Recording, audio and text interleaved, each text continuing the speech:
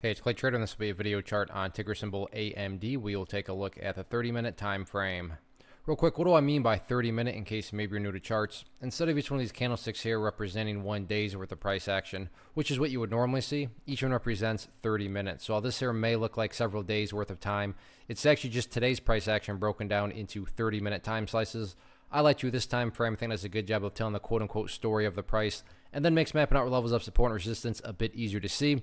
I've been doing this one on a pretty relative basis. I know I did an analysis on it a couple times last week, and unless you live under a rock, then you know that the NASDAQ really on Friday and then a little bit more today has been getting beat up quite a bit. But after today's price action, now there's logical questions of, hey, is the bleeding finally over? Now, what leads what leads me to say that it's logical to think that maybe the bleeding's over? Well, it all has to do with price held up above a very important moving average, and that's the 200 period simple moving average.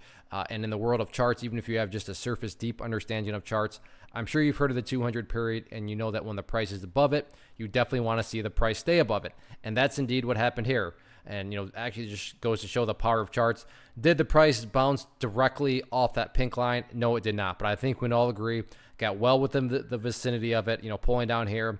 And then, good to see that the price bounced off it. Now, just because the price the price is held up above that pink line does not mean it's a guaranteed to go forward. I mean, this could very well just be a rest on the bears part before they resume, they're pressing downwards. But as it stands right now, that's why I say it's logical to at least present the question, hey, is the bleeding finally over? Because not only did this level hold, but the price bounced and then started to go sideways. Now, so if you haven't kind of connected those dots, definitely the key level of support going forward, not only tomorrow, but really the remainder of the week, is definitely that pink line there. You want to see the price stay above there because let's actually just say, so that is a moving average. So as time goes by, that line is going to continue to move and look something like that. So for argument's sake, let's say that the price actually comes down here a few more times, bounces around, and then heads back up. If that were to happen, what would that give us from a bigger picture perspective? Well, that would give us a big set of bases right here, and then the previous set of bases would be down around here if you picture each of those as stair steps. Well, hey, the stair steps from a big picture perspective are still going in the upwards direction,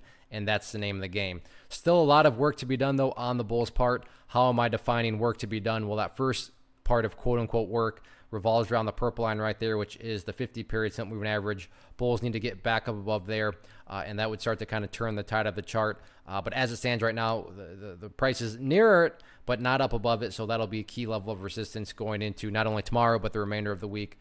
So really, if you want to simplify things and you want to use these trend lines as moving averages, or these moving averages as trend lines, so that's moving average. That'll continue to draw itself like that.